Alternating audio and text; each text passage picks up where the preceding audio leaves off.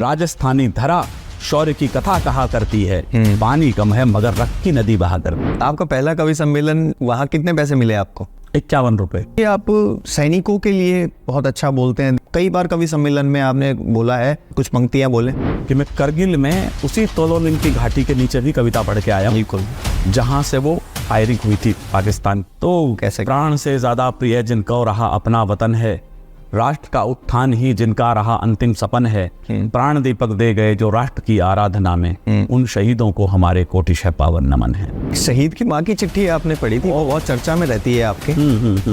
वो आप हमारे दर्शकों को एक बार। उस बच्चे ने लिखा अपनी पत्नी से, वो चिट्ठी लेट आई जब तक उसकी डेड बॉडी आ गई।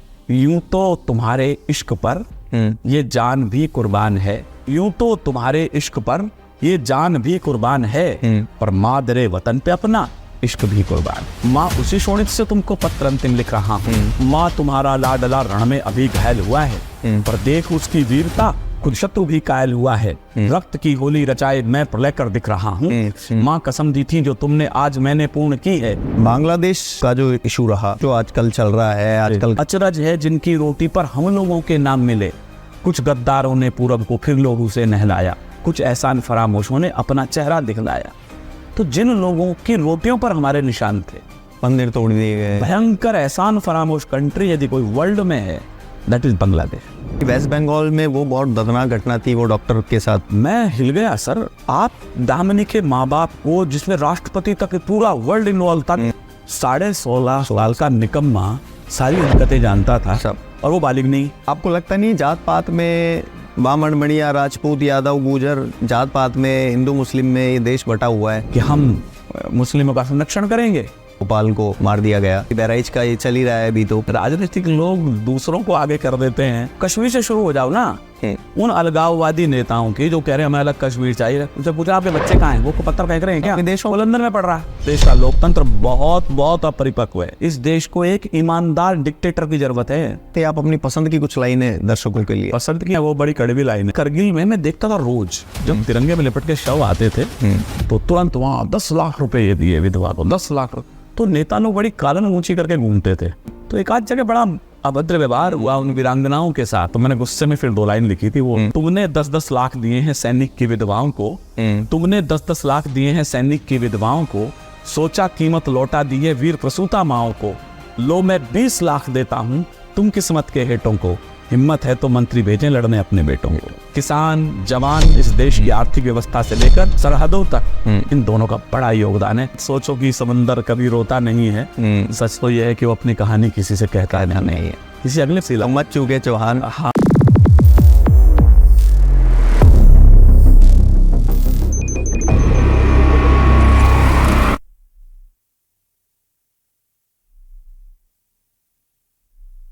नमस्कार, द दिवाकर शो में आपका स्वागत है। आज हम आपको एक ऐसी शख्सियत से मिलवाने जा रहे हैं जिनका देश विदेश में नाम है, जिनको वीर रस के ओजस्वी कवि विनीत चौहान। विनीत चौहान जी, स्वागत है आपका। धन्यवाद। द दिवाकर शो में बहुत बहुत आभार। विनीत जी, आप अपने शुरुआती जीवन, हम शुरुआत करते हैं इंटरव्यू की शुरुआत में, आपका शुरुआती जीवन, आपकी स्कूलिंग कहाँ से हुई, आप बाय बर्थ आप कहाँ से बिलोंग करते हैं, आप थोड़ा उस पर प्रकाश डालिए। कवि के बारे में बहुत लोग जानते हैं मेरे विषय में, लेकिन मैं आरंभ कहाँ से हूँ ये बहुत पहली बार आपने सवाल किया है। मेरा जन्म मेरे ननिहाल में हुआ है। मूलतः हम लोग मेरठ बड़ौत के पास एक गांव है, बहुत चर्चित क्रिठल गांव, वो मेरा पैतृक गांव है। लेकिन मेरा जन्म जो हुआ है वो अलवर में हुआ है, मेरे ननिहाल में। मेरा लालन पालन पूरा ननिहाल में हुआ और 3री कक्षा तक मैं अलवर में पढ़ा। उसके बाद चूंकि दादा दादी गांव में रहते थे, तो पिताजी की सर्विस हालांकि अलवर में थी, लेकिन उनका मन था कि माँ उनके साथ रहे, सेवा में रहे, तो हम वहीं चले गए। और 3-4 वर्षों तक मैं वहाँ, गुरुकुल है, भारत प्रसिद्ध गुरुकुल है, जो सोमपाल शास्त्री जी अपने केंद्रीय कृषि मंत्री रहे हैं, उनके पिता श्री रघुवीर शास्त्री जी, वो वहाँ पर कुलाधिपति थे। उस समय तो नहीं, लेकिन उसके 2-3 पीढ़ी बाद मैं वहाँ पर पढ़ा हूँ, 4ठी-5वीं कक्षा तक। फिर 6ठी कक्षा में मैं आ गया वहाँ एक इंटर कॉलेज में, मैं वहाँ पढ़ा। 7वीं-8वीं कक्षा फिर मैंने अलवर में आ गया। और हरसोली एक गांव है जहाँ की उस ज़माने में कबड्डी की टीम बड़ी फेमस हुआ करती थी। वहाँ मैं पढ़ा। 9th क्लास से फिर मैं वापस अलवर आ गया, क्योंकि जहाँ जहाँ पिताजी के ट्रांसफ़र होते रहे तैसे तैसे हम लोग बच्चे उस क्लास में उस जगह पर जाते रहे। फिर मैं लगातार अलवर पढ़ा और RR कॉलेज से फिर मैंने BSc करी, MSc मैंने भरतपुर से करी, B.Ed मैंने डी जो अब तो जिला बन गया है मैंने वहाँ से किया। और ये सौभाग्य है कि मैंने राजस्थान यूनिवर्सिटी का एक गोल्ड मेडल मेरा वहीं से, मेरे को जब मैंने टॉप किया राजस्थान यूनिवर्सिटी को वहाँ से। और बहुत कम समय जब तक मेरा रिज़ल्ट नहीं आया था, मैंने आर्य कन्या विद्यालय से अपनी कुछ महीने वहाँ पढ़ाया था। फिर मेरा रिज़ल्ट आ गया क्योंकि टॉप था मेरा राजस्थान, तो मेरी पोस्टिंग आ गई थी। अलवर में पोस्टिंग हुई और लेक्चरर बन के मैं जोधपुर चला गया, भोपालगढ़ एक जगह जोधपुर में।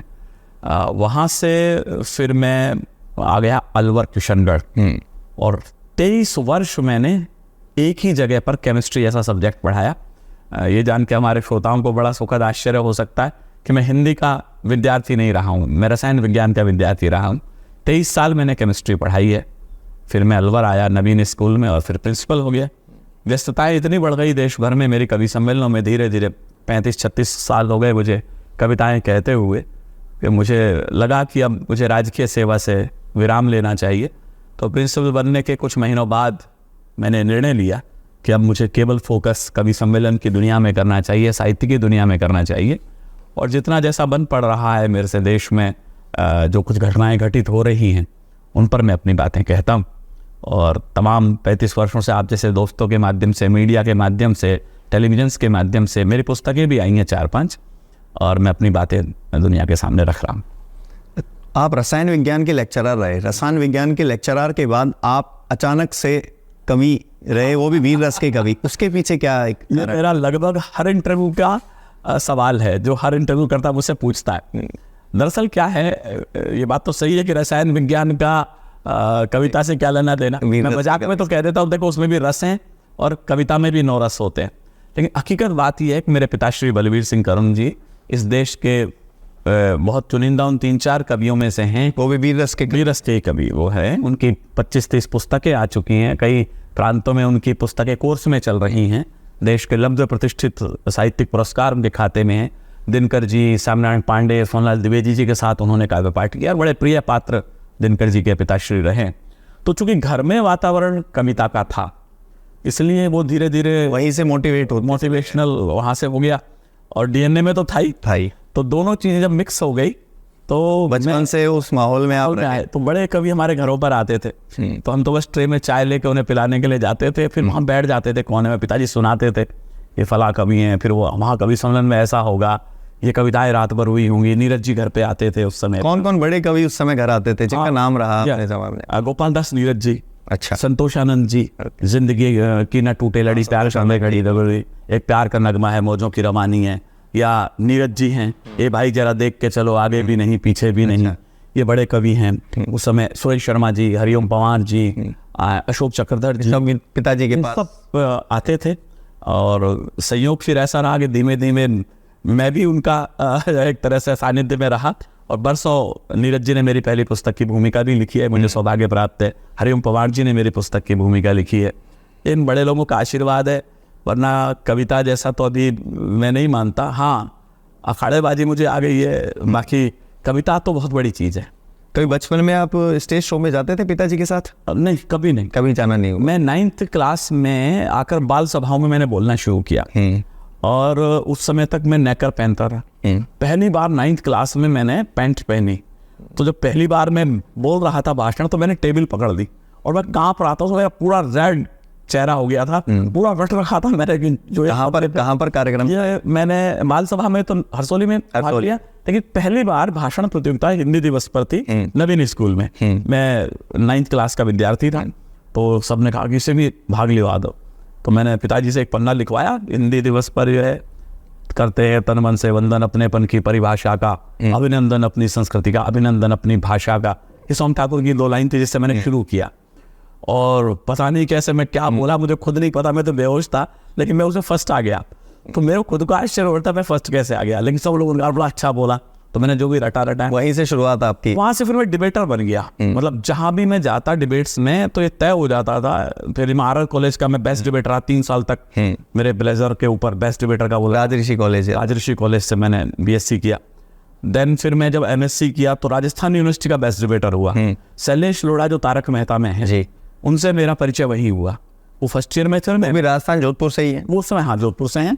वो सिरोही कॉलेज में पढ़ते थे। ओके। तो वो उस समय राजस्थान यूनिवर्सिटी में आता था। तो वहाँ वो फर्स्ट ईयर में थे और मैं एमएससी प्रीवियस में था।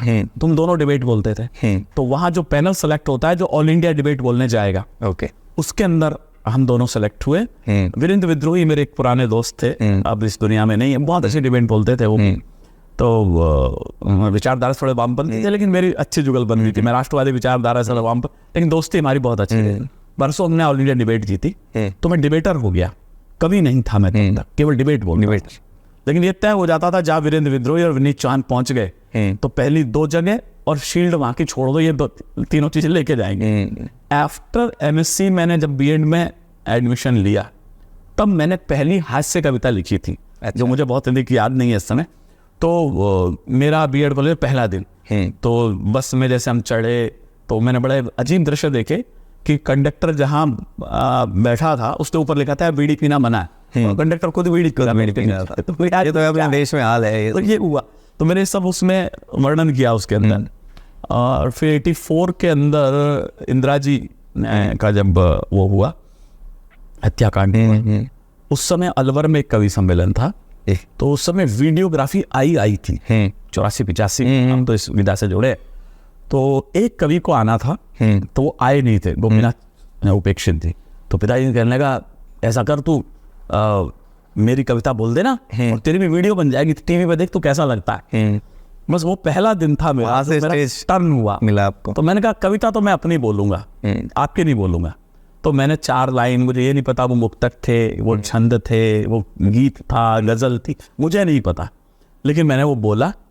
और अलवर के आप शायद परिचित होंगे, मैं राजनीति के बड़े हस्ती पंडित धर्मवीर शर्मा सिद्ध जी, तो उन्होंने एक बात कही उस दिन।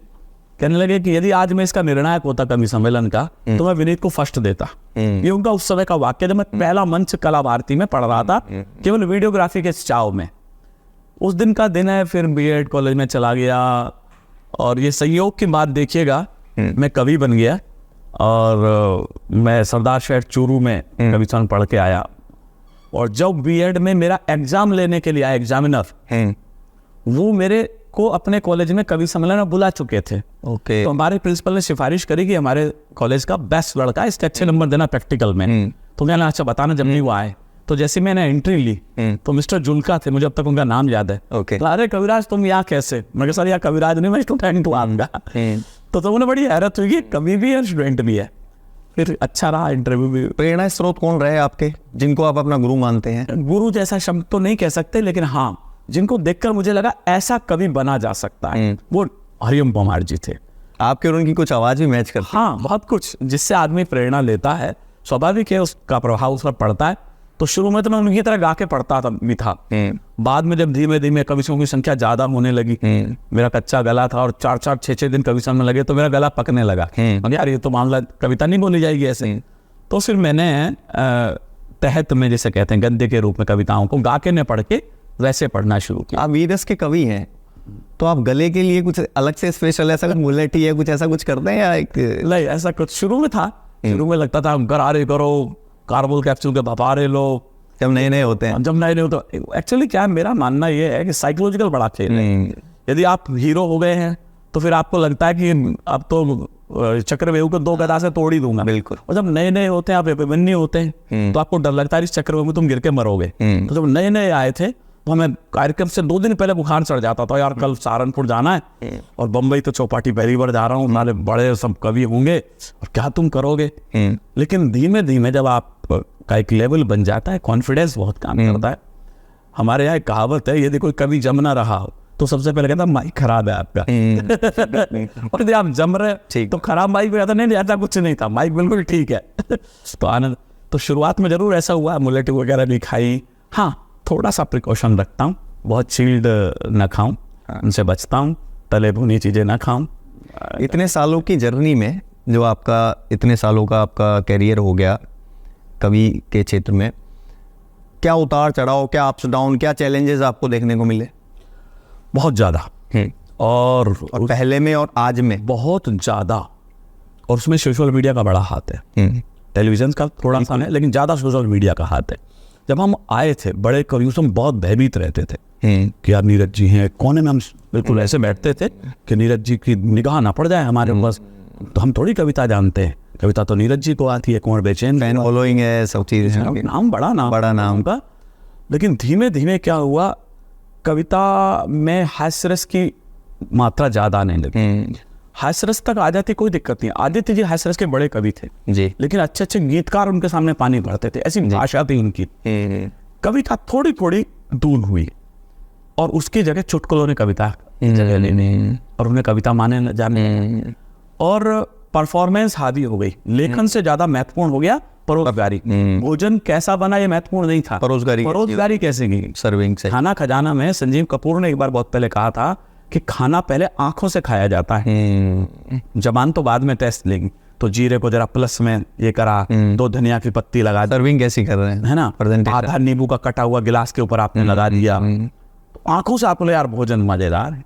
तो हमारे यहाँ परोसगारी, पहले कवि आते थे कुर्ते पजामा, मसनद लगती थी, और बड़ा एक सहज सा, वजह में स्पष्ट कहो दीनहीन सी एक कवि थी, कवि की दाढ़ी बड़ी होगी पता नहीं शेविंग। उसके बाद में नई पीढ़ी आई, कुमार आए, शैलेश आए, इन्होंने सोफों का प्रचलन शुरू किया। कभी लोग नीचे नहीं बैठेंगे, आप टाई पहनेंगे, अच्छे कोट पहनेंगे, डिजाइनर जैकेट्स पहनेंगे। एक नया चेंज आया, पैसे में वृद्धि। पहले कवियों के पेमेंट इतने नहीं होते थे। आपका पहला कवि सम्मेलन, वहाँ कितने पैसे मिले आपको? 51 रुपए। क्या कहाँ किया था आपने? तिजारा में कवि सम्मेलन था जैन मंदिर का। तो मैं उस समय थोड़ा थोड़ा लिख रहा था, तो सूचना मिल गई थी कि विनीत भी कुछ लिख रहा है। तो मैं सुनने के लिए गया हुआ था, नीरज जी आए हुए थे, निर्भय हाथरसी थे, पिताश्री थे, तो मैं गया सुनने के लिए, टेप रिकॉर्डर लेके नहीं गए। तो वहाँ बाबूलाल जी जैन हमारे उसके मंदिर कमेटी के अध्यक्ष या कुछ थे, तो उन्होंने कहा विनीत भी कविता लिखता है। पिता कहना नहीं इसको कुछ नहीं आता, ये बेकार की बात है, ये तो ऐसे ही सुनने आया हुआ है। अरे जैसे हमने सुना है कविता, इसको लिखता है। कहना अच्छा चलो उसको एक कविता सुनवा देना। तो हमने भी वहाँ कविता पढ़ दी और वो अच्छी लगी लोगों को। ये किस सन की बात कर रहे हैं आप? आई थिंक ये बात होगी 86 के आसपास की बात। ओके, 86 की बात, 85-86 की। तो हमारे पास एक ही कविता थी, वो भी कविता थी कि नहीं पता नहीं। लोगों ने कहा और सुनाओ। मैंने नीचे देखा, मैं कुछ है ही नहीं मेरे पास इसके बाद, मैं तो इतना ही लिखा है। बड़े मुश्किल से कहा अच्छा तो बैठाओ बाद में सुनाएंगे वो करके। तो फिर जाके बाद में सब जब अंदर गए तो पेमेंट हो रहे थे सब कवियों के, तो वो एक लिफाफे में रख के 51 जो भी रुपए थे वो अंदर रखे। उस समय के हिसाब से 51 रुपए की भी एक वर्थ होती थी। हाँ, इस समय के 500 रहे होंगे, 1000 रहे होंगे। तो वो लाके तय करना, नहीं ये तो ऐसे आगे से क्या पेमेंट हुए। अरे सर उस समय सैलरी क्या थी आपकी? जॉब लग गए थे आप? जॉब नहीं था, नहीं लगे, MSc कर रहा था उस समय प्रीवियस। पॉकेट मनी का सही खर्चे का काम चल रहा था। हाँ, यूं ही। तो लेकिन एक बात मैं आज भी कहता हूँ, वो 51 रुपए का लिफाफा मैंने 1 साल तक रखा। आज मेरा पेमेंट, पहली कमाई थी, अच्छा पहुंच गया, लाख से ऊपर पहुंच गया, जो भी पहुंच गया। लेकिन वो 51 रुपए का लिफाफा मुझे हमेशा भारी लगा। यानी कि उस ब्लैक एंड व्हाइट के दौर से ये डिजिटलाइजेशन का जो पूरा सोशल मीडिया का जो दौर है, कुछ पैसे 51 रुपए, 101 रुपए, 501 रुपए से आज लाखों फीस हो गई है कवि की। हाँ। तो ये बदलाव तो आया है। ये भी आया, रहन सहन में अंतर आया। बिल्कुल है। पहले हम धर्मशालाओं में नीचे चद्दर बिछा दी, चांदनी, और सारे कवि लेटे हुए, वहीं निर्भय जी लेटे हुए, नीरज जी लेटे हुए, डोरमेट्री टाइप। आज तो हमारे सेक्रेटरी तय करते हैं कि ना किस होटल में ठहरना है। पैसा तो बहुत कमाते हो आप कवि लोग। एक बार गलती से ऐसा प्रश्न मेरे किसी पत्रकार मित्र ने पूछ लिया, कहला अरे विनीत जी ऐसा होता है, तो मैंने कह दिया कि मैं सबसे ज़्यादा इनकम टैक्स देता हूँ। तो अगले दिन बाकी इंटरव्यू तो एक तरफ धरा रह गया और उसकी हेडलाइन थी अखबार के अंदर, विनीत चौहान सर्वाधिक इनकम टैक्स। एक्चुअली बात ये है कि पैसा जो भी आप कमा रहे हैं उसका यदि ईमानदारी से टैक्स पे कर रहे हैं तो फिर चाहे आप धीरूभाई अंबानी हैं या आप लक्ष्मी मित्तल हैं, तो देश कहाँ रखते हैं आप इस पैसे को? दिवाकर जैसे लोगों के स्टूडियो में लगा देते हैं कभी कभी। मित्र, ऐसा कुछ नहीं है। मैं बहुत साफ गोई से कहूँ, हालांकि बात मुझे पता नहीं यहाँ कहनी चाहिए कि नहीं कहनी चाहिए। मेरा जो विद्यार्थी से जो मेरा बहुत इंटीमेसी रही है, ये बात मैं आउट नहीं करना चाहता, लेकिन पूछा है तो कह रहा हूँ। अनेक बार ऐसे विषय आए हैं मेरे सामने कि मेरा कोई स्टूडेंट कहता है कि सर मैं फीस जमा नहीं करा सकता, मैं साइकिल से गांव से आ नहीं सकता, अच्छा मेरे पास ड्रेस ही नहीं है। अच्छा, मैं था केमिस्ट्री का, लेकिन स्कूल में बिना कहे पीटीआई था, मैं रोक लेता था 1 तारीख को कि मेरी ड्रेस कहाँ है, फलाना कहाँ है। एक दिन बड़ा दृष्टांत था, उसने मुझे हिला के रख दिया। मैं प्रेयर में पूछ रहा था कि क्या है तुमने सिर में तेल वेल नहीं डाल, नहाते धोते नहीं हो, सब्जी में तो कहने से तेल नहीं है घर पे। तो मैंने कहा कि सब्जी में तो तेल डालते होगे, ठीक बात। उसे डालना हो। उस लड़के ने जो जवाब दिया मैं हिल गया। उसने कहा सब्जी बनती नहीं। मैंने कहा यार इतनी गरीबी है कहाँ, सब्जी ही नहीं बनती, जो अचार से खा रहा है कि चटनी से खा रहा है। फिर मैं उसे अलग से मारा नहीं, इसको प्यार किया, उसकी ड्रेस की व्यवस्था करी, साइकिल की व्यवस्था करी, फीस की करी। बच्चियां गाँवों में कई बार हैं, तो ये पिछड़ापन है वहाँ, और ऐसे बच्चों की आप मदद करिए। आप, मैं कभी आर्य समाजी आदमी हूँ, मैं कभी मंदिर नहीं गया, पूजा मूर्ति पूजा में विश्वास नहीं रखता, मैं घर पे भी मैं कहीं नहीं करता, मेरी यही पूजा है। मैं कभी किसी मंदिर या मस्जिद नहीं जाता, कहीं नहीं जाते मेरे विद्यार्थी मंदिर या मस्जिद, लेकिन जब मैं मेरे सामने होता हूँ उसे ही मान लेते मंदिर होना। आप मूर्ति पूजा का विरोध नहीं करते, लेकिन आप आर्य समाजी विचारधारा को मानते हैं। मैं मूर्ति का ही नहीं, मैं मस्जिद का भी विरोध नहीं करता, मैं चर्च का भी नहीं करता। मैं जहाँ मैं यदि मंदिर में, हमारे बहुत सारे कबीर मित्र हैं जो कार्यक्रम से पहले कहने के मंदिर चलते हैं, दर्शन कर लेते हैं, मैं भी खड़ा हो जाता हूँ। आस्था है, विनम्रता है, सब ठीक। मैं नहीं करता हूँ, मैं उस निराकार को मान लेता हूँ, या कर्म ही पूजा है। सबसे ज्यादा मेरा मानना है मैं कर्म को पूजा मैं उसका माफ करना बहुत विरोधी हूँ कि आप दिन भर दुकान पर डंडी मार रहे हो और सुबह ओम नमः नमः करते हुए उस शिव जी के ऊपर पानी मिला हुआ दूध चढ़ा रहे हो। बकवास है, माफ करना, मेरा शब्द शायद कटु निकल गया है, लेकिन मैं उन्हें, वो आपकी नजर में दिखावा है, बकवास है वो। मैं कहा दूसरी बार मेरे शब्द निकल गया है, लेकिन ये ढोंग है। देखा जाए तो कण कण में भगवान है, ढोंग है। आप कर्तव्य कर नहीं रहे हो यार, आप बच्चों को पढ़ा नहीं रहे हो। कर्म करें। अब वैसे आप माँ सरस्वती के सामने फूल चढ़ा रहे हो सुबह सुबह आकर, है तो थी हमारे यहाँ मूर्ति स्कूल में, तो और बच्चों की आप क्लास में नहीं जा रहे हो। मुझे याद नहीं आता 29 साल में मैं कभी विद्यालय गया हूँ, चाहे मैं प्लेन से पहुँचा हूँ, चाहे मैं अपनी टैक्सी से स्कूल, मैं यदि स्कूल में हूँ तो मैं क्लास में हूँ। और यदि विनीत चौहान को ढूंढ रहा है तो जहाँ भीड़ लग रही हो बच्चों की, चाहे मैं स्कूटर पर बैठा हुआ सोल, एक बार तो हमारे टीचर ने मेरी फोटो खींच ली ऐसा करते मोबाइल से, सेकेंडरी मैं उसमें केमिस्ट्री के कर रहा था, कहने देखो विनीत जी बाहर आउट क्लास चल रही है।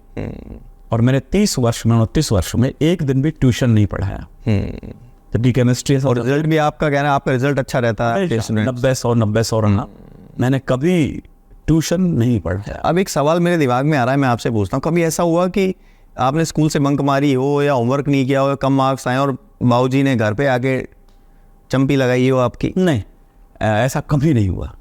एक्चुअली क्या, पिताजी खुद ज्यादातर वही टीचर थे जहाँ हम पढ़ते थे। अच्छा, तो दिमाग में रहता था यार करुण जी के बच्चे ऐसा कैसे, पिताजी के स्कूल में हैं, कोई दहशत भी होगी, हल्की सी दहशत रहती थी, या पिताश्री हैं। आज का जमाना तो था नहीं कि बच्चे एक चाटा मार दे, पापा पहले बता आपने मेरे को चाटा मारा किस खुशी में, बच्चे तर्क करते। हमारे तो इतना पूछ लेते थे, 2 और पढ़े खींच के नाम की दहशत। लास्ट चाटा मुझे 9th क्लास में पढ़ा था पिताश्री से, 9th क्लास में, वो पढ़ाई पर नहीं पढ़ा था। उस समय डेयरी से दूध लाते थे, तो मैं और भाई दोनों सो रहे, वो कह रहा तू ले आ, वो कह रहा तू ले आ। इतने में माता श्री ने चाय बनाई, नहीं पिताश्री को स्कूल जाना था, कहले चाय नहीं बनी, कहले दूध नहीं लाए, तो दोनों की तंबर उठाई और दोनों के एक चाटा। लेकिन वो चाटा आज काम आया कि आप सक्सेस हैं। हाँ, पिताजी से एक चीज मैंने, अनुशासन मिला, और अनुशासन और समय की पालना। पिताजी एक बात कहते थे, टाइम की गुलामी कर लो, जीवन में किसी की गुलामी करने की जरूरत नहीं। मैं आज भी किसी भी कद पर हूँ कवि सम्मेलन में, यदि मुझे टाइम दे दिया आयोजक ने, सर 8:30 बजे अपन को मंच के लिए तैयार रहना है, तो पंचुअल, तो मैं 8:30 बजे बिल्कुल अपना कुर्ता पजामा पैंट शर्ट जो भी मुझे पहनना है, कोट, मैं रेडी हूँ। फिर चाहे वो कभी 9 बजे शुरू हो, टाइम की पंक्चुअलिटी मैंने पिताश्री से। विनीत जी, आप सैनिकों के लिए बहुत अच्छा बोलते हैं, देश सेवा जो लोग कर रहे हैं, फौजी वहाँ बॉर्डर एरिया में हैं, आपने कई बार कवि सम्मेलन में आपने बोला है, कुछ पंक्तियों के जरिए कुछ अपने दर्शकों के लिए कुछ आप ऐसा कुछ पंक्तियाँ बोलें। ये मेरा सौभाग्य है, मेरे बारे में कहते हैं लोग आके, मैंने अटल जी के साथ कविताएं पढ़ी हैं, मैंने मोदी जी के साथ लाल किले से, कारगिल से, आप करगिल में मैं कारगिल से करिए। लेकिन बस मेरे जीवन का एक ही सौभाग्य है कि मैं करगिल में उसी तोलोलिंग की घाटी के नीचे भी कविता पढ़ के आया हूँ, बिल्कुल, जहाँ से वो फायरिंग हुई थी पाकिस्तान की। जो वॉर मेमोरियल बना हुआ है, वॉर मेमोरियल में जहाँ 532 बेटों के वो नाम लिखे हुए हैं। ये सौभाग्य का विषय है कि उसमें सर्वाधिक बेटे राजस्थान के हैं। उस पर कुछ पंक्तियां आप जो तो कैसे? प्राण से ज्यादा प्रिय जिनको रहा अपना वतन है, राष्ट्र का उत्थान ही जिनका रहा अंतिम सपन है, प्राण दीपक दे गए जो राष्ट्र की आराधना में, उन शहीदों को हमारे कोटिशः पावन नमन है। बहुत खूब। लोग हमसे कहते हैं राजस्थान से आते हो, पानी वानी तो है नहीं यहाँ पे, ये बड़ा हमको सुनना है यार। तो मैंने कहा हाँ, पानी तो नहीं है, लेकिन एक चीज है जो तुमसे ज्यादा महत्वपूर्ण है। जहाँ शीश ले निज करतल पर युद्ध किया करते हैं और मान के धनी प्राणधन वार दिया करते हैं, राजस्थानी धरा शौर्य की कथा कहा करती है, पानी कम है मगर रक्त की नदी बहा करती है। हमारे यहाँ खून महत्वपूर्ण रहा। सैनिक बहुत है राजस्थान, बहुत सैनिक निकले। झुंझुनू में आप जाइए, ऐसे गांव मिलेंगे आपको जिसमें एक भी घर ऐसा नहीं है हर घर में सैनिक कि जहां सैनिक न हो। इतना खून छिड़कते हो, इतना खून, सूखी मिट्टी। मैंने एक लाइन और लिखी, सुन लो दिवाकर, मेरा मूड आ गया उसमें कहने के लिए, आपने याद दिला दिया। जरूर। इतना खून क्यों छिड़क रहे हो? सूखी रेत। मैंने कहा हम बॉर्डर के हैं, जैसलमेर गंगानगर बॉर्डर है हमारा, जहाँ से पड़ोसी मुल्क हमारे लगते हैं, दुश्मन मुल्क लगते हैं, जो भी आप कह ले। तो मैंने कहा चिनगारी के पास रहें तो शोले और भड़कते हैं। निकट है तो कुछ ना कुछ फायरिंग होती है। चिनगारी के पास रहे तो शोले और भड़कते हैं, कायर बैरी ललकारे तो बाजू स्वयं फड़कते हैं, मातृभूमि का एक कण भी उड़कर उस पार नहीं जाए, इस कारण सूखी मिट्टी पर शोणित रोज छिड़कते हैं। वाह वाह। इस कारण सूखी मिट्टी पर शोणित रोज छिड़कते हैं। लोग पानी छिड़कते हैं धूल न उड़े, हम खून छिड़कते हैं, हमारी मातृभूमि का एक कण भी। लोग कहते हैं हिस्सा चला जाए, हिस्सा तो बहुत आगे की बात, कण भी उधर न चला जाए। सीमा नहीं खिंचा करती हैं कागज बिछी लकीरों से, नक्शे से नहीं है भारत। कश्मीर यहाँ तक है, चाइना वहां तक है, राजस्थान क्या बोलता है, विनीचान क्या बोलता है। सीमा नहीं खिंचा करती हैं कागज बिछी लकीरों से, ये घटती बढ़ती रहती है वीरों की शमशीरों से। जिसकी ताकत है भुजाओं में, वो सीमाएं बढ़ा लेता है, बाकी पीछे आ जाता है, संधि कर रहा होता है। तो परिवर्तन है देश। एक शहीद की माँ की चिट्ठी आपने पढ़ी थी, वो बहुत चर्चा में रहती है आपके। वो आप हमारे दर्शकों को एक बार साझा करें। एक अंश सुना देता हूँ, ज्यादा तो वो लंबी कविता है, बहुत लंबी हो जाएगी। करगिल में असल में जब मैं किशनगढ़ पढ़ा रहा था भास्कर नगर में, वहाँ के बहुत सारे बेटे गए। वहाँ का एक स्टूडेंट भी मेरा गया वहाँ पे। उसकी एक सच्ची सी कहानी है पर मैंने कविता लिखी। उसके कुछ दिन शादी को हुए और फिर वो करगिल की चोटी पे चला गया। 20 दिन में तो उसकी डेड बॉडी आ गई तिरंगे में लिपट के, और वो ब्याहता 20 दिन पहले से शादी हुई उसकी। तो बड़ा, तो उसने वहां से उस चिट्ठी जब मैंने पढ़ा तो उसमें एक शेर लिखा हुआ था। वो हर नौजवान अपनी, आपने पढ़ी? हाँ, मैं रोते रोते मैं पढ़ा उसको, पढ़ते पढ़ते मैं रोया। उस बच्चे ने लिखा अपनी पत्नी से, वो चिट्ठी लेट आई जब तक उसकी डेड बॉडी आ गई। यूं तो तुम्हारे इश्क पर ये जान भी कुर्बान है। हर बच्चा लिखता अपनी प्रेमिका के नाम। यूं तो तुम्हारे इश्क पर ये जान भी कुर्बान है, पर मादरे वतन पे अपना इश्क भी कुर्बान है। वाह वाह वाह। तो वहां से एक चिट्ठी लिखी, माँ के नाम, पिता के नाम, बहन के नाम। माँ के नाम जो लिखा उसका एक छोटा सा टुकड़ा मैं सुना देता हूँ। माँ तुम्हारा लाडला रण में अभी घायल हुआ है, पर देख उसकी वीरता खुद शत्रु भी कायल हुआ है। रक्त की होली रचाए मैं प्रलय कर दिख रहा हूँ, माँ उसी शोणित से तुमको पत्र अंतिम लिख रहा हूँ। युद्ध था भीषण मगर ना इंच भी पीछे हटा हूँ। वीरता देखें आप, युद्ध था भीषण मगर ना इंच भी पीछे हटा हूँ। माँ तुम्हारी थी कसम मैं आज इंचों में कटा। पीछे नहीं हटा, वो इंचों में कटा हूँ। माँ तुम्हारी थी कसम मैं आज इंचों में कटा हूँ। एक गोली वक्ष पर कुछ देर पहले ही लगी है, माँ कसम दी थी जो तुमने आज मैंने पूर्ण की है। तो छा रहा है सामने लो आंख के आगे अंधेरा, पर उसी में दिख रहा है माँ मुझे नूतन सवेरा। कह रहे हैं शत्रु भी मैं जिस तरह शैदा हुआ, बलिदान हुआ हूँ। कह रहे हैं शत्रु भी मैं जिस तरह शैदा हुआ हूँ, लग रहा है सिंघनी की कोख से पैदा हुआ। तो ये न समझो माँ, अंतिम लाइन है, ये न समझो माँ कि मैं सिर्फ नींद लेने जा रहा हूँ, मैं तुम्हारी कोख से फिर जन्म लेने आ रहा हूँ। बहुत खूब। मैं तुम्हारी, हमारे यहाँ पुनर्जन्म की धारणा है, सैनिक दोबारा आता है, शहीद दोबारा आते, ये धारणा हमारे यहाँ है।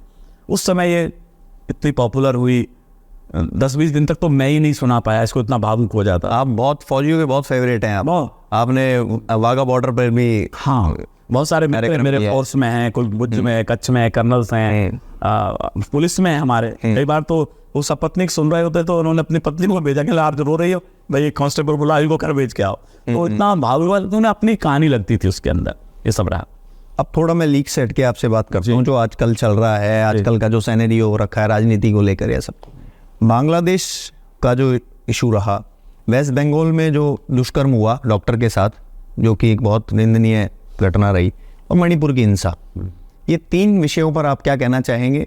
इसके बाद फिर हम दूसरी हम आपसे चर्चा करेंगे। फिलहाल ये जहाँ तक बांग्लादेश का सवाल है, मैं 3री कक्षा में पढ़ता था उस समय, हरसोली पढ़ता था, जब नया देश बनाया गया, जब इंदिरा जी का युद्ध चल रहा था, बांग्लादेश को नया बनना था। हाँ। भारत ने सपोर्ट किया था वहाँ की सेना को। शेख मुजीबुर रहमान उस समय बांग्लादेश मुक्ति वाहिनी करके एक सेना थी जो लड़ रही थी, भारत ने उसको सपोर्ट किया था। इंदिरा जी उस समय थी गद्दी पर प्रधानमंत्री। तो मुझे याद है इतने बांग्लादेश के शरणार्थी थे जो भारत के विभिन्न हिस्सों में थे, और हमारे हरसोली जैसे छोटे से गांव में सांवली सी औरतें उनकी बेचारी आती थी, घरों में काम करती थी, या कई बार काम तो बाद में किया, वो शाम के समय खाना खाने के लिए मांगने आती थी। ओके। तो मैं कई बार कहता था, माँ ये कौन है? कहने बेटा ये बांग्लादेश से आए हुए हैं। तो हमने अपने हिस्से की रोटियां उनको खिलाई, उस पर एहसान है, रोटी पर भी, और हमारी सेना के शहीद हुए वहां पर, उनको बचाने के लिए बांग्लादेश उनके उस युद्ध में पाकिस्तान से युद्ध किया हमने और बांग्लादेश बनाया।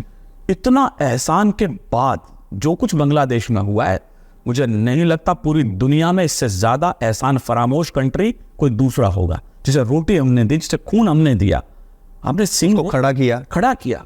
वहां जो कुछ हुआ केवल इसलिए कि इंडियन है, ये हिंदू हैं। आज पाकिस्तान से भी अच्छी इकोनॉमी बांग्लादेश की है, वो सिर्फ भारत की वजह से है। उनके बच्चों के हाथ बांध दिए यार, पीछे टेप लगा दी उनके। वहाँ उस समय 18-20 जब पार्टीशन हुआ था, 18-20% हिंदू थे, आज वो शायद 7-8% रह गए। वो लगभग मुस्लिम कंट्री की कहानी है, पाकिस्तान की भी लगभग ये कहानी है। लेकिन हमारा पाकिस्तान से, अफगानिस्तान से विरोध नहीं है इतना ज्यादा, शिकायत नहीं है। हमारी शिकायत है बांग्लादेश से। तुम तो हमारे टुकड़ों पर पले थे, इसको हिंदुस्तान ने सींच के खड़ा किया। अचरज है जिनकी रोटी पर हम लोगों के नाम मिले, उनकी पूरी पीढ़ी में ही सारे नमक हराम मिले। कुछ गद्दारों ने पूरब को फिर लोगों से नहलाया, कुछ एहसान फरामोशों ने अपना चेहरा दिखलाया।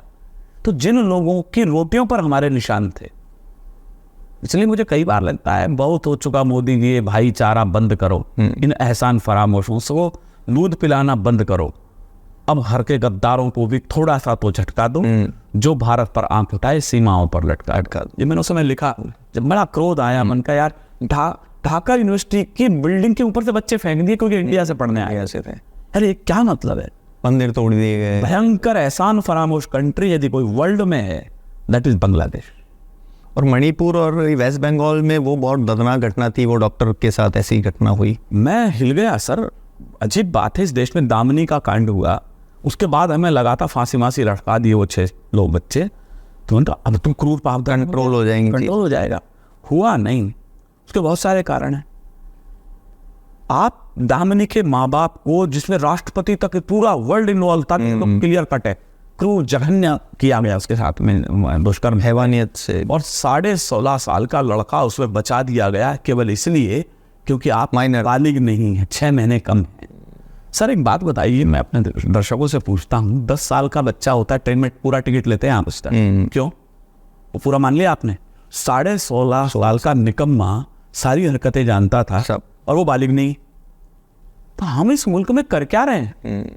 मेरा स्पष्ट मानना है, आपके पॉडकास्ट के माध्यम से कह रहा हूँ, इस मुल्क में अपराध की सजाएं उम्र देखकर नहीं, अपराध की तासीर देखकर देखी जानी चाहिए। जिस दिन तक ये कानून नहीं बनेगा, ये अपराध होंगे। कानून में इतनी गलियां हैं हमने बना दी हैं, आज कल फिर उसके लिए अपील हो जाएगी, परसों फिर राष्ट्रपति के दरवाजे पे क्षमा याचना जाएगी। यार मणिपुर के अंदर 4000 की भीड़ घुमा रही को 1-2 आदमी के साथ नहीं, निर्वसन घुमा दिया उसको, और सत्ताधीशों तक खबर नहीं। अब ये बहराइच में आप देख लो, बहराइच में दंगे हुए, टीएमसी के यार डॉक्टर सड़कों पे आ गए यार। ममता दीदी के कानों खबर नहीं जा रही क्या?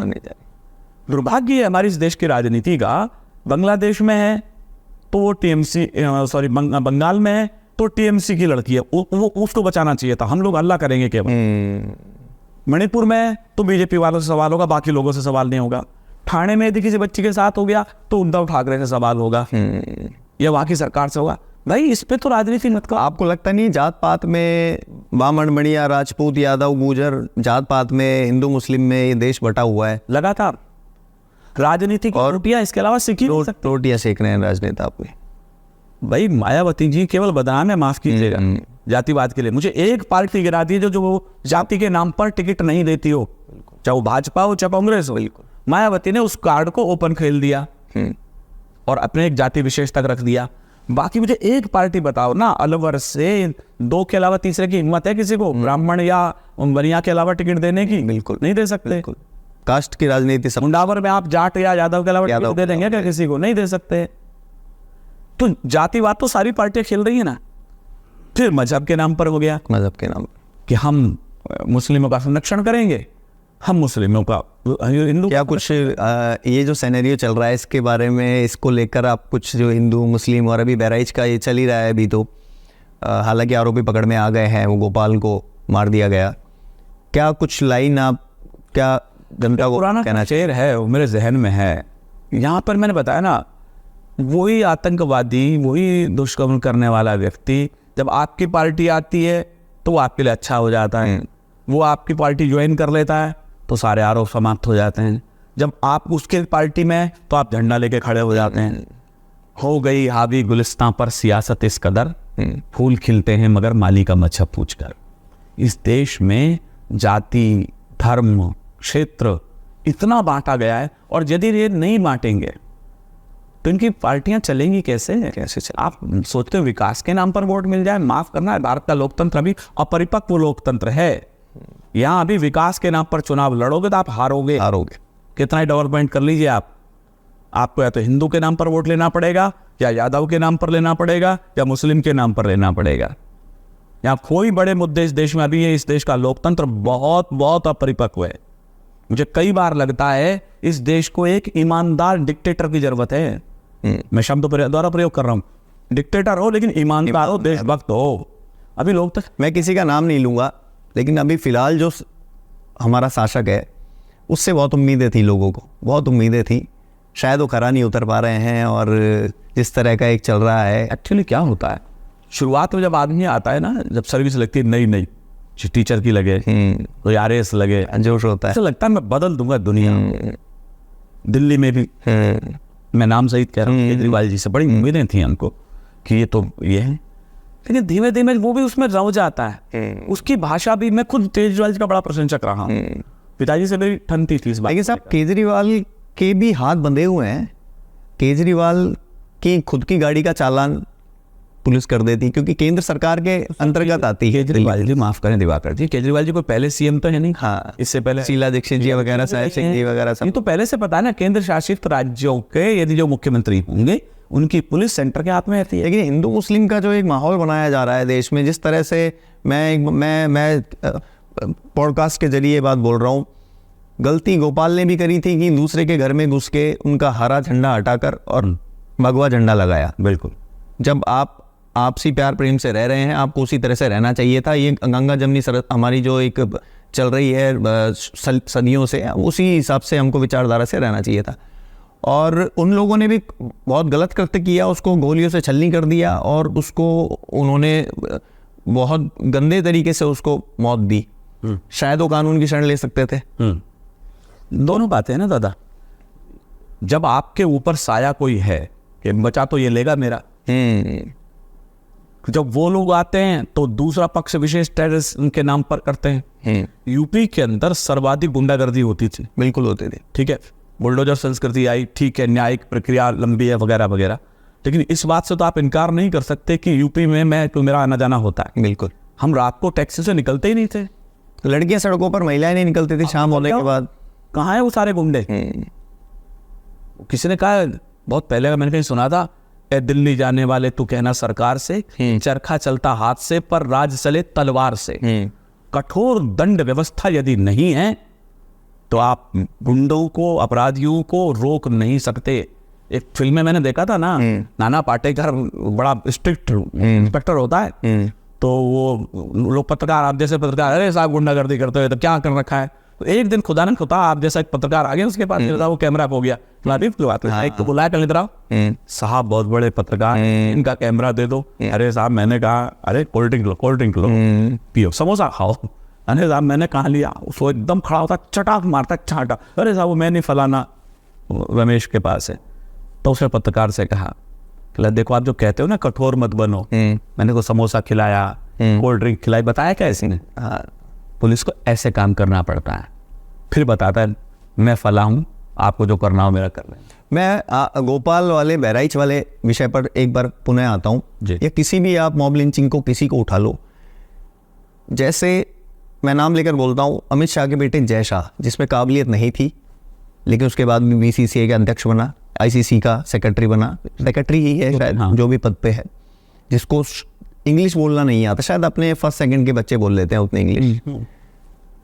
और भी बहुत सारे पॉलिटिशियंस के बच्चे ले लो, वो क्यों नहीं मरते हैं, वो मॉब लिंचिंग का शिकार क्यों नहीं होते हैं, वो अपने बच्चों को विदेश पढ़ने क्यों भेजते हैं, वो अपने बच्चों को ये संस्कार देकर वो क्यों नहीं कहते हैं कि हिंदू हिंदू मुस्लिम मुस्लिम, वो सब क्रीमी लेयर हैं, सब सेट हैं, गरीब मर रहा है। बिल्कुल बिल्कुल, यही तो विडंबना है ना।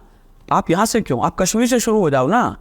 उन अलगाववादी नेताओं की जो कह रहे हैं हमें अलग कश्मीर चाहिए, उनसे पूछा आपके बच्चे कहाँ हैं, वो पत्थर फेंक रहे हैं क्या, विदेशों लंदन में पढ़ रहा है वो। और अयोग्यता का जहाँ तक सवाल है, आपने एक नाम विशेष लिया, वो BCC के वो CM बन गए ना बिहार में, तो अंगूठा टेक बनी ना। हाँ देखो आप, आपके इसी प्रांत के अंदर, मैं नाम नहीं ले रहा हूँ, बनी ना मिनिस्टर। बिल्कुल, तो ये इसीलिए मैंने कहा अपरिपक्व लोकतंत्र है।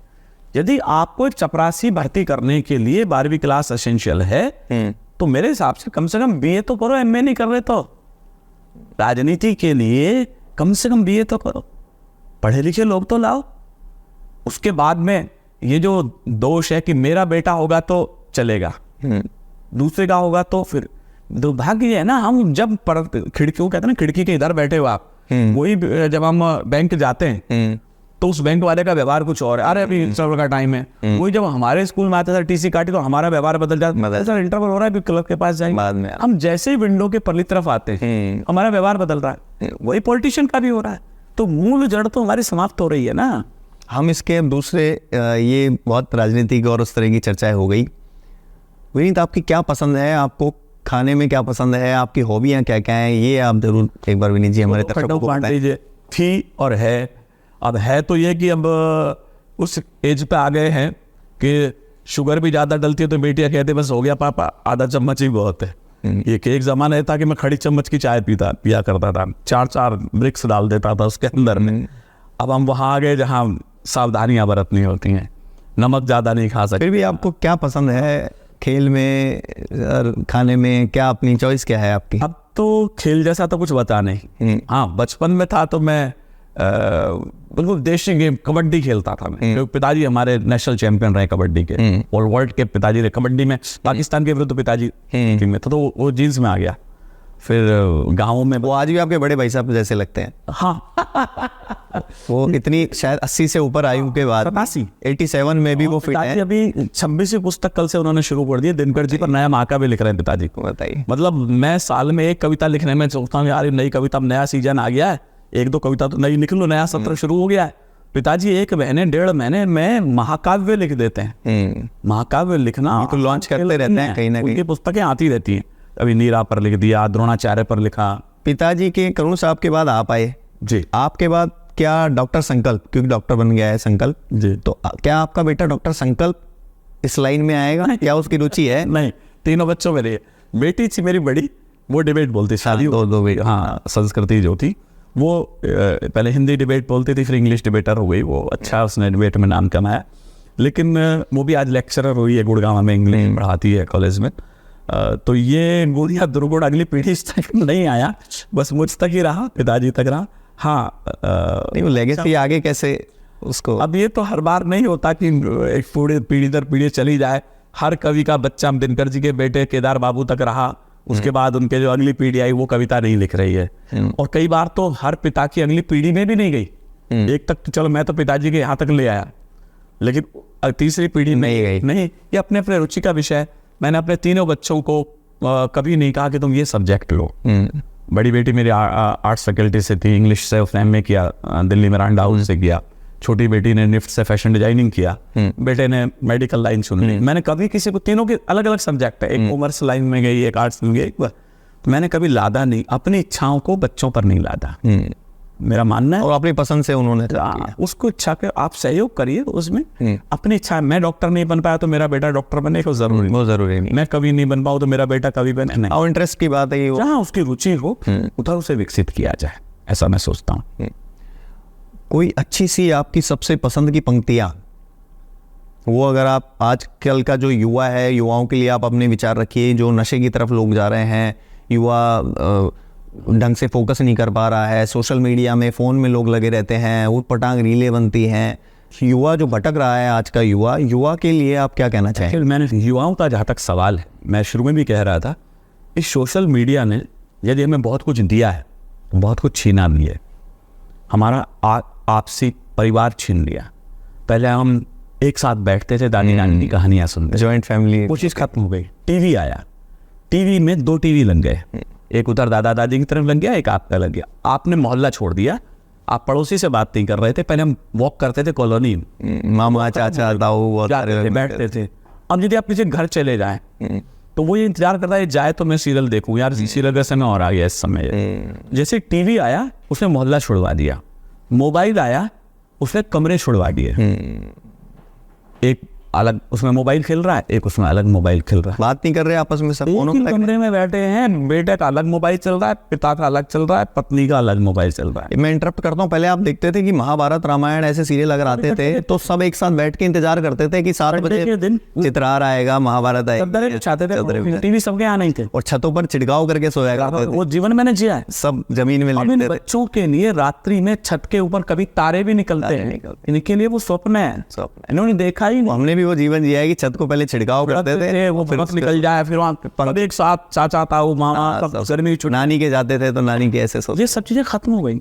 गर्मी की छुट्टियों में एक्स्ट्रा क्लासें लगने लग गई, कोचिंग सेंटर्स आ गए, इतना बदलाव आया। हर 10-20 साल में बदलाव आता है। इस बार जो बदलाव आया वो 10-20 साल का नहीं, वो 100 वर्षों का बदलाव आया। खान पान में बच्चों के आजकल बहुत बदलाव रखा है, वो सब फास्ट फूड की तरफ चले गए। बच्चों की दोस्तियां बहुत क्षणिक हो गई। पहले आप हमारे ज़माने में प्यार करना इतना आसान खेल नहीं था। पत्र लिख रहे हैं, 5 दिन बाद वो पत्र जा रहा है, फिर वो पत्र उसको पहुंचाना है दोस्त के माध्यम, फिर उसका पत्र आना है। इस प्रक्रिया में 10 दिन लग गए। एक और होता था, मैं ना लेटर को बनाकर पत्थर में लेके फेंकना होता था। अब शर्मा की जगह वर्मा जी के फेंक गया तो जूते चल गए अगले दिन। है तो ये अब तो क्या है, आई लव यू लिखो और 4 को इकट्ठा सेंड कर दो, बस कहीं से तो ये लिखो नहीं जा रहा, 10 को सेंड कर रहे हैं, चार्जर लगा रहे हैं, हेलो जानू जरा इसका चार्ज कर देना, कल अभी तो डलवाया तेरे को, और वो वापस तेरे को लग गया क्या? वो साला अभी 2 बॉयफ्रेंड लिए घूम रही है वो। तो ये एक गलत दिशा में जा रहा है यूथ भटका। ये सोशल मीडिया का बड़ा नुकसान है। सब फैसले होते नहीं सिक्का, उदय प्रताप जी का हमारा एक शेर है, सब फैसले होते नहीं सिक्का उछाल कर, ये दिल का मामला है जरा देखभाल कर। और मोबाइल के जमाने के बच्चों को क्या पता कैसे रखते थे खत में कलेजा निकाल के। वो जमाने चले गए, देख रहे हैं उसमें दिख रहा है वो यार दोस्त है, बह रहे हैं आंसू। अब आंसू थोड़ी बह रहे हैं, अब तो टक आई लव यू बोला, उसने ओके यार इतने बजे मिल रहे हैं अपन JLF मार्ग के ऊपर, मिल लिए, 3 दिन बाद ठीक है यार अपना ब्रेकअप हो गया, अब नहीं पसंद आया।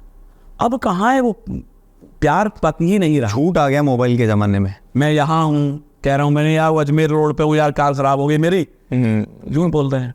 अब तो गले में दूसरे बॉयफ्रेंड के। एक अच्छा सा आप मैसेज देश के युवाओं के लिए कहना चाहता हूँ, दिल से जीना शुरू कीजिएगा। ये मोबाइल की दुनिया, कोरोना ने आपको बता दिया कि आपके 500-5000 फ्रेंड हैं और सगे भाई से आपकी बोलचाल बने। ये सोशल मीडिया का सबसे बड़ा नुकसान है कि आप कह रहे हो मेरे 5000 लाइक करते हैं और भी डाल रहा हूँ, कमेंट कितने आ रहे हैं। ठीक, ये आभासी दुनिया है, इससे उतना ही लो। हालांकि बात वही है कि यहाँ दीवारों पर लिखना मना है, ये बात भी यहाँ दीवारों पर लिखकर बताई जाती है। जिस सोशल मीडिया को मैं मना कर रहा हूँ, मैं उसी बात को बता रहा हूँ। ये पता नहीं कितनी अच्छी और गलत बात है, लेकिन इस सोशल मीडिया को उतना ही अपनाइएगा जितनी की जरूरत हो, इतना नहीं हो। वो कहते हैं ना कि आप ड्रिंक ले रहे हैं या ड्रिंक आपको ले रही है। ये एक अलग टॉपिक हो जाके ड्रिंक लेना कीप इन योर लिमिट्स। तो हर चीज की एक लिमिट है। तो सोशल मीडिया आपको जहां तक उपयोगी हो वहां तक ले, बाकी तो जिंदगी है, चल रही है, ये भी पहले भी थी, लेकिन अब फास्ट फूड की तरह से हम इसको ले रहे हैं। थोड़ा सा उन रिश्तों के लिए टाइम निकालिएगा जिन रिश्तों के कारण आप जिंदा हैं। आप अपनी बेटी के लिए समय निकालिए, दोस्तों के लिए समय निकालिएगा, ज़्यादा बेहतर होगा। ये चीज़ें तो सब मीडिया पर फैल। विनीत जी, काफ़ी बातें हुई, बहुत अच्छा पॉडकास्ट रहा आज, बहुत अच्छी खूब बातें हुई। लास्ट में जाते जाते आप अपनी पसंद की कुछ लाइनें दर्शकों के लिए। पसंद की नहीं है, वो बड़ी कड़वी लाइन है। विनीत चौहान, विनीत कम रहा है, वो तो व्यक्तिगत जिंदगी में रहा है, चौहान ज़्यादा रहा है। मेरी बड़ी बदनाम सी लाइन। मत चूके चौहान। हाँ, मत चूके चौहान। तो है ना, हालांकि वो अलग बात है, मत सोचो कि समंदर कभी रोता नहीं है। सच तो यह है कि वो अपनी कहानी किसी से कहता नहीं है। किसी अगले पॉडकास्ट में आपसे बात करेंगे, वो अपनी आंतरिक बातें आपसे मैं करूंगा। आज मैंने पॉलिटिक्स की बात करी है, आज मैंने बांग्लादेश में, मेरी लाइन बड़ी पॉपुलर हुई थी, जिस नाम से विनीत चौहान जाना जाता है देश दुनिया में। तो वो बड़ा करगिल के युद्ध के समय मैंने लिखी थी, वो उसके वो मेरे कारण बदनामा हुआ मैं थोड़ा बहुत इस देश दुनिया में। मैं यूके गया, बेलफास्ट गया, नॉटिंघम गया, देश दुनिया में जहाँ भी घूमा, मुस्लिम कंट्री भी गया। तो उस समय ये हुआ करगिल में, मैं देखता था रोज जब तिरंगे में लिपट के शव आते थे तो तुरंत वहाँ 10 लाख रुपए ये दिए विधवा को, 10 लाख। तो नेता लोग बड़ी कालन ऊंची करके घूमते थे, क्या अब तो 10 लाख रुपए दे दिए, अब क्या है। तो एक आध जगह बड़ा अभद्र व्यवहार हुआ उन वीरांगनाओं के साथ, तो मुझको पता लगा। तो मैंने गुस्से में फिर 2 लाइन लिखी थी, वो कड़वी है तो भी उससे समापन कर देता हूँ। बिल्कुल। तो मैंने उन नेताओं से कहा, तुमने 10-10 लाख दिए हैं सैनिक की विधवाओं को, तुमने 10-10 लाख दिए हैं सैनिक की विधवाओं को, सोचा कीमत लौटा दिए वीर प्रसूता माओं को। लो मैं 20 लाख देता हूं तुम किस्मत के हेटों को, हिम्मत है तो मंत्री भेजें लड़ने अपने बेटों को। बहुत हिम्मत है। तो वही जो आपने बात करी, राजनीतिक लोग दूसरों को आगे कर देते हैं, खुद पीछे आनंद कर रहे हैं ऐसी कमरों में। ये नहीं होना चाहिए। किसान, जवान, इस देश की आर्थिक व्यवस्था से लेकर सरहदों तक इन दोनों का बड़ा योगदान है। राजनीति तीसरे नंबर पर आती है। बहुत खूब, समापन करते हैं। धन्यवाद बहुत बहुत आपसे। वीर रस के ओजस्वी कवि विनीत चौहान जी ने आज हर विषय पर हमसे चर्चा करी, हर विषय पर युवाओं को लेकर, राजनीति को लेकर, हमारे देश के जवान और सैनिकों को लेकर चर्चा करी बहुत, क्योंकि समय की हमारे पास बहुत कमी है। हम प्रयास करेंगे आगे फिर से हम विनीत जी से समय लें और विनीत जी का एक अच्छा सा पॉडकास्ट। व्यक्तिगत बहुत बातें हैं, लेकिन ये टाइम की कमी है, उसके हिसाब से हम इतना ही बात करेंगे। अगले पॉडकास्ट में आपका फिर से स्वागत है।